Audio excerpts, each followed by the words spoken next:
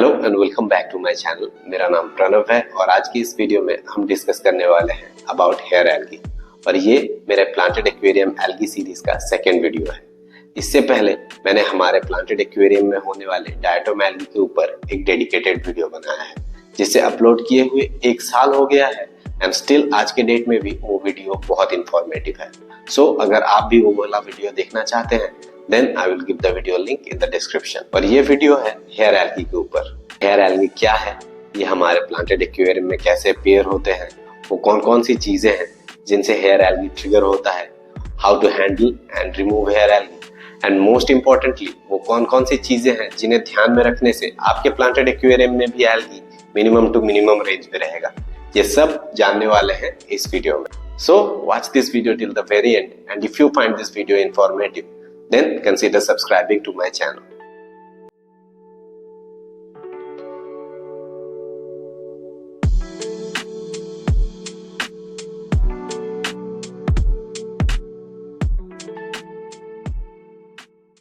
मैं पिछले लॉकडाउन के टाइम से प्लांटेड एक्वेरियम्स बना रहा हूँ and for the past 2 years मैंने अपने उन्हीं एक्सपीरियंसेस को इस चैनल पे अपलोड किया है, बट ड्यू टू इरेगुलरिटीज मैं ज्यादा कंटेंट अपलोड नहीं कर पाता। I mean with work, family and responsibilities, it's really hard to create content regularly.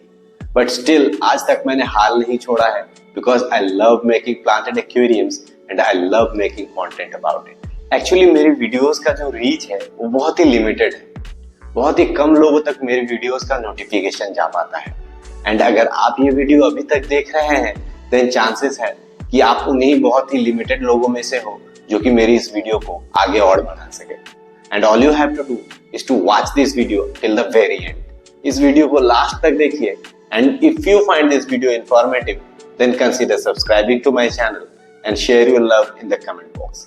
So let's get started. Green hair algae, green dust algae, filamentous algae, silk algae and thread algae, ये सब एक ही family के similar type के planted aquarium में होने वाली algae है और मुझे मेरे इस प्लांटेड एक्वेरियम में पिछले 2 हफ्तों से हेयर एल्गी ने परेशान करके रखा है। बेसिकली ये एक फिलामेंटस टाइप का एल्गी होता है जो हमारे प्लांटेड एक्वेरियम के ग्लास, ड्रिफ्टवुड, हार्डस्केप मटेरियल्स और स्पेशली प्लांट लीव्स के ऊपर डेवलप करता है और स्टार्टिंग में ये तो ज्यादा हार्मलेस नहीं लगता है, लेकिन ज्यादा इग्नोर करने से ये बाद में आपके पूरे टैंक को मेसी और डर्टी बना देता है।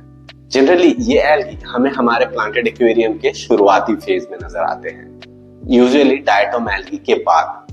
So you can say it's almost like the second phase of algae in a new planted setup और ये एक तरह का बैलेंस इंडिकेटर होता है। एक नए प्लांटेड एक्वेरियम में बेनिफिशियल बैक्टीरिया प्रॉपर्ली एस्टैब्लिश नहीं होते हैं, प्लांट रूट्स और मेटाबॉलिज्म को भी तैयार होने में थोड़ा टाइम लगता है और उसी दौरान सबस्ट्रेट से निकलने वाले न्यूट्रिएंट्स, एक्सेसिव लाइट और फर्टिलाइजर्स, इन सब का डायरेक्ट इफेक्ट है ये एल्गी। इसीलिए हमारे प्लांटेड एक्वेरियम में सबसे पहले आता है डायटोम एल्गी और उनके साथ या कभी कभी उनके बाद अपीयर होता है हेयर एल्गी। इनका अपीयरेंस भी बिल्कुल सिमिलर होते हैं, बस इनका लेंथ और ग्रोथ स्टाइल में थोड़ा डिफरेंस रहता है। For example green dust algae हमारे प्लांटेड एक्वेरियम के हार्डस्केप मटेरियल और प्लांट लीव्स के ऊपर ग्रीन कलर का डस्ट के जैसे जमा होते हैं। वही hair algae thin, soft, hair like strands होते हैं जो कि थोड़े कॉम्पैक्ट और बुशी दिखते हैं। And thread algae hair algae से थोड़ा लंबा होता है जो कि कुछ सेंटीमीटर तक स्ट्रेच करते हैं और ऐसे ही फिलामेंटस और सिल्क एल्गी भी इसी फैमिली से बिलोंग करते हैं। अब सवाल ये आता है कि ये हेयर एल्गी हमारे प्लांटेड एक्वेरियम में क्यों अपीयर होते हैं। चलिए मैं सिंपल वर्ड्स में समझाने का कोशिश करता हूँ। हमारे प्लांटेड एक्वेरियम में हेयर एल्गी आने का सबसे मेन रीजन है एक्सेसिव लाइट।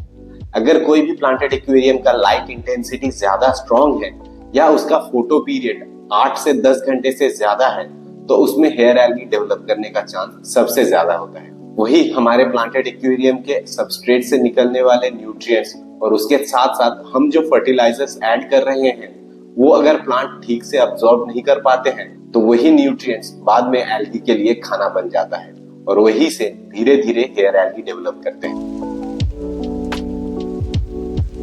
अगर हमारे प्लांटेड एक्वेरियम का CO2 लेवल ज्यादा फ्लक्चुएट कर रहे हैं, मतलब कभी कम तो कभी ज्यादा हो रहे हैं, तो इस सिचुएशन में प्लांट्स स्ट्रेस में आ जाते हैं और यही सिचुएशन का फायदा लेके हेयर एल्गी धीरे धीरे ग्रो करते रहते हैं। अगला जो पॉइंट है वो है ओवरफीडिंग। ये सिर्फ हमारे प्लांटेड एक्वेरियम में नहीं बल्कि लगभग हर एक एक्वेरियम में होने वाली one of the most common mistake है। Overfeeding, fish waste and dead leaves.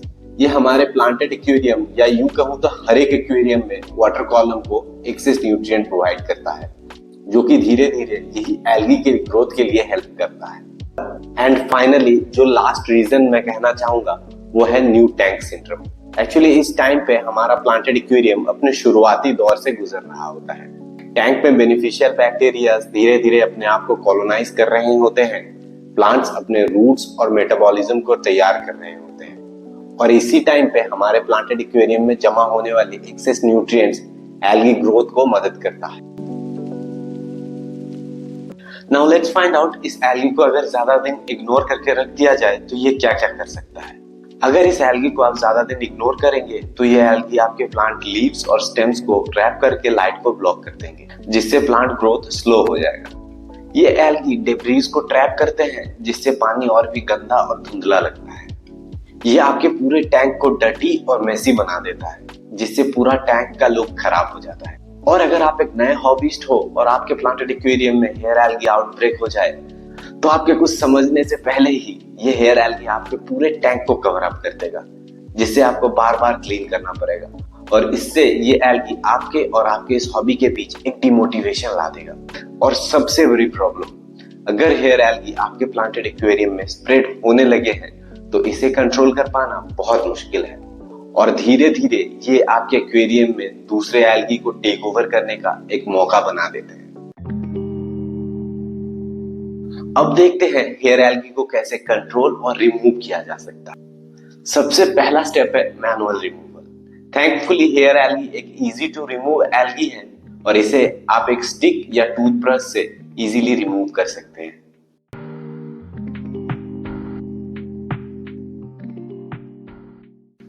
कोई भी प्लांटेड एक्वेरियम का लाइट अगर एक बैलेंस में ना रहे तो उस एक्वेरियम में बहुत ज्यादा प्रॉब्लम्स आते हैं। अगर लाइट इंटेंसिटी कम है तो प्लांट्स को ग्रो करने में दिक्कत होता है, वही अगर लाइट इंटेंसिटी ज्यादा है तो प्लांट्स के साथ साथ एल्गी का भी खतरा आ जाता है। अगर आपके प्लांटेड एक्वेरियम में हेयर एल्गी ऑलरेडी आ चुका है देन अपने लाइट्स को 6 से 7 घंटे तक ही लिमिटेड रखिए, जब तक कि आपके प्लांटेड एक्वेरियम में हेयर एल्गी एक स्टेबल पोजीशन में ना आए। एंड आफ्टर दैट जब आपके एक्वेरियम में हेयर एल्गी धीरे धीरे कम होने लगे then get back to your regular schedule. And it doesn't matter which brand's light you are using, always use a timer with your light. अगर आप अब भी अपने प्लांटेड एक्वेरियम में लाइट्स को मैनुअली ऑन ऑफ करते हैं then stop doing this. बेहतर है मार्केट से एक ऑटोमेटिक टाइमर प्लग खरीदिए एंड उसे अपने लाइट के साथ यूज करके अपने टाइमर को सेट करके लाइट को यूज कीजिए।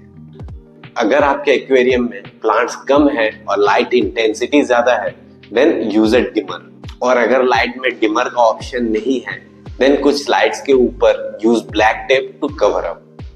फ्लोटिंग प्लांट्स भी एक काफी अच्छा ऑप्शन हो सकता है और इससे पूरा लाइट आपके एक्वेरियम तक नहीं पहुंचता है और ये फ्लोटिंग प्लांट्स आपके एक्वेरियम में जमा होने वाले एक्सेस न्यूट्रिएंट्स को भी बहुत अच्छे तरह से अब्सॉर्ब कर लेता है, जिससे हेयर एल्गी को मिलने वाले न्यूट्रिएंट्स कम मिलता है और डेफिनेटली हेयर एल्गी का ग्रोथ कम हो जाता है। डायरेक्ट सनलाइट को जितना हो सके अवॉइड कीजिए।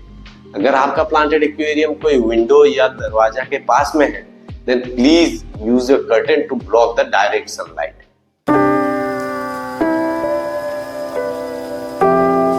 ये वाला पॉइंट मेनली जो अपने प्लांटेड एक्वेरियम में CO2 इंजेक्शन करते हैं उनके लिए है, फिर चाहे वो एक प्रेशराइज्ड CO2 सिस्टम हो या एक DIY सिस्टम। मैक्सिमम टाइम हम अपने प्लांटेड एक्वेरियम में DIY मेथड में ईस्ट एंड शुगर या बेकिंग सोडा वाला मेथड यूज करते हैं और ये काफी अच्छा और इफेक्टिव मेथड है प्लांटेड एक्वेरियम में CO2 इंजेक्शन का। हम सभी हमारे प्लांट्स को लश, ग्रीन एंड कॉम्पैक्ट देखना चाहते हैं एंड CO2 हमारे प्लांट को एक बूस्ट देता है जो कि प्लांट ग्रोथ को मैक्सिमाइज कर देता है। लेकिन DIY CO2 सिस्टम के साथ एक ड्रॉबैक ये है कि ना तो हम इसे रेगुलेट कर सकते हैं और ना ही हम इसको ऑन ऑफ कर सकते हैं। हाँ, मार्केट में ऐसे बहुत से DIY CO2 किट अवेलेबल है जो कि आपके CO2 का प्रेशर को कुछ हद तक रेगुलेट कर सकते हैं, लेकिन they comes with a decent price. And personally मुझे नहीं लगता है कि ये एक अच्छा और लॉन्ग लास्टिंग मेथड है हमारे प्लांटेड एक्वेरियम में CO2 इंजेक्शन का। सो जब भी हम एक DIY CO2 किट का यूज करते हैं तो वो DIY CO2 दिन भर 24 घंटे हमारे प्लांटेड एक्वेरियम में डिसॉल्व होता रहता है। इससे पानी में CO2 का बैलेंस कभी भी ठीक नहीं रहता है, मछलियों को सांस लेने में प्रॉब्लम होता है और कभी कभी तो हमारे प्लांटेड एक्वेरियम के रिक्वायरमेंट के हिसाब से सफिशिएंट CO2 मिल भी नहीं पाता है। इसके साथ साथ बॉटल में CO2 का प्रेशर कम होने से टैंक में CO2 का सप्लाई बंद हो जाता है और इन सब रीजंस के लिए हमारे प्लांटेड एक्वेरियम के वाटर कॉलम में CO2 का एक बहुत बड़ा फ्लक्चुएशन दिखाई देता है एंड एज रिजल्ट हमें दिखते हैं हेयर एल्गी। वही दूसरे तरफ एक प्रेशराइज्ड CO2 सिस्टम में हम हमारे प्लांटेड एक्वेरियम के रिक्वायरमेंट के हिसाब से CO2 डोजिंग ठीक से नहीं कर पाते हैं।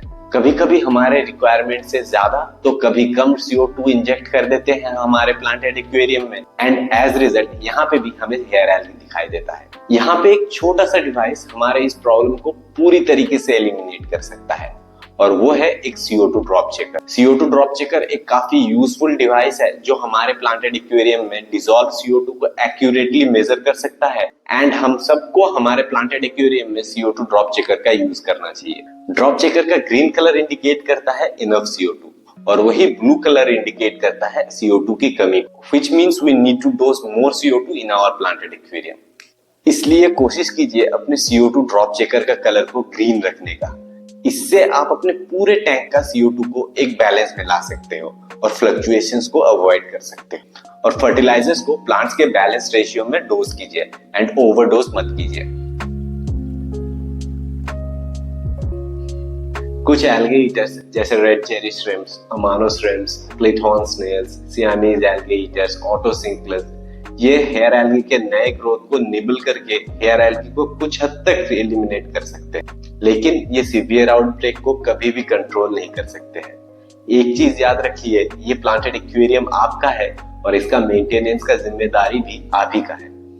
अपना प्लांटेड एक्वेरियम का मेंटेनेंस रेगुलरली करते रहिए और ये एल्गे ईटर्स आपके इस मेंटेनेंस में आपको बहुत मदद करेंगे। हेयर एल्गी के सीवियर केसेस में APT फिक्स, लिक्विड कार्बन या सीकेम एक्सेल के जैसे प्रोडक्ट्स सिरिंज के थ्रू हेयर एल्गी के ऊपर डायरेक्ट स्पॉट डोजिंग किया जा सकता है, लेकिन ये बहुत ही केयरफुली करना चाहिए ताकि सेंसिटिव प्लांट्स डैमेज ना हो, क्योंकि these are very powerful chemicals और थोड़ा सा मिसकैलकुलेशन से ये आपके पूरे टैंक का बैलेंस को डिस्ट्रॉय कर सकता है। बट नॉर्मली इन केमिकल्स का यूज करने का जरूरत नहीं पड़ता है और हेयर एल्गी को रेगुलर मेंटेनेंस और वाटर चेंज से इजीली एलिमिनेट किया जा सकता है। प्लांटेड एक्वेरियम में हेयर एल्गी आने का कोई स्पेसिफिक एक रीजन नहीं होता है। हर एक प्लांटेड एक्वेरियम अलग होता है, उनका स्पेक्स, प्लांट मास, हार्डस्केप मटेरियल, वाटर वॉल्यूम, ये सब अलग होता है। कभी एक सिंगल फैक्टर हो सकता है तो कभी कभी मल्टीपल फैक्टर्स मिलके ये हेयर एल्गी का इशू क्रिएट कर सकता है, लेकिन मेनली ओवरऑल इन्हीं रीजन की वजह से हेयर एल्गी आता है। इन सब रीजंस के अलावा भी कुछ और की फैक्टर्स होते हैं जिनसे हमारे प्लांटेड एक्वेरियम में हेयर एल्गी डेवलप हो सकता है। जैसे कि हो सकता है आपके प्लांटेड एक्वेरियम का वाटर क्वालिटी में कुछ प्रॉब्लम हो या फिर आप हार्ड वाटर यूज कर रहे हो। कभी कभी लेस फ्लो के चलते हमारे टैंक में वेस्ट मटेरियल्स एक जगह जमा होकर एक डेड स्पॉट क्रिएट कर देता है, जिससे भी हेयर एल्गी ट्रिगर हो सकता है। कुछ जगह का क्लाइमेट भी एक बहुत बड़ा रीजन होता है टैंक में हेयर एल्गी आने का। जैसे मुंबई या दिल्ली जैसे शहर में टेम्परेचर बहुत ज्यादा हाई रहता है और मैं खुद भी कोलकाता में रहता हूँ और यहाँ पे ड्यूरिंग समर्स टेम्परेचर बहुत हाई हो जाता है, जिससे प्लांट मेल्ट करने लगते हैं and as result we get hair algae in our planted aquarium. इन सब फैक्टर्स के चलते भी हमारे प्लांटेड एक्वेरियम में हेयर एल्गी ट्रिगर हो सकता है। So you need to observe your planted aquarium carefully and find out what is triggering hair algae in your planted aquarium. जैसे मेरे इस टैंक के केस में हाई pH, एक्सेसिव लाइट और एक्सेसिव टेम्परेचर के चलते हेयर एल्गी ट्रिगर हो रहा है। अब तक तो हम अच्छे से समझ गए हैं कि हेयर एल्गी क्या है और ये हमारे प्लांटेड एक्वेरियम में क्यों अपीयर होते हैं। अब आगे चल के इससे बचने के लिए कुछ सिंपल रूल्स फॉलो कीजिए। प्लांट्स को हमेशा हेल्दी रखिए एंड रेगुलरली ट्रिमिंग्स करते रहिए। लाइट को ज्यादा टाइम तक ऑन मत रखिए। नॉर्मली 8 से 10 घंटे का photo period is more than sufficient. Tank में CO2 डोजिंग को स्टेबल रखिए and always use a drop checker and regularly fertilisers add कीजिए। टैंक का मेंटेनेंस रेगुलरली करते रहिए एंड फ्लो को प्रॉपर रखिए एंड ओवरफीडिंग अवॉइड कीजिए। और सबसे इंपॉर्टेंट पेशेंस रखिए। नए प्लांटेड एक्वेरियम में हेयर एल्गी आना नेचुरल है और जैसे ही प्लांट्स और बैक्टीरिया एस्टैब्लिश हो जाएंगे टैंक खुद से ही एक स्टेबल बैलेंस पे आ जाएगा। तो ये था मेरा एक्सपीरियंस और ऑब्जर्वेशन हेयर एल्गी के ऊपर। मैं भी आप ही की तरह एक हॉबिस्ट हूँ और मैं भी अपने प्लांटेड एक्वेरियम से हर दिन कुछ ना कुछ नया सीखता। तो अगर आप भी इस प्लांटेड एक्वेरियम हॉबी में नए हो और आपके एक्वेरियम में भी हेयर एल्गी आ रहा है तो टेंशन मत लीजिए, सीखते सीखते ही हम अपने प्लांटेड एक्वेरियम को बेहतर बनाते हैं। आई होप ये वीडियो आपको हेल्पफुल और इंफॉर्मेटिव लगा। आपका हर एक लाइक, कमेंट और सब्सक्राइब मुझे मोटिवेट करेगा मेरी इस तरह के और भी एक्सपीरियंसेस को आपके साथ शेयर करने के लिए। मिलते हैं अगले वीडियो में, तब तक के लिए bye bye and happy scaling.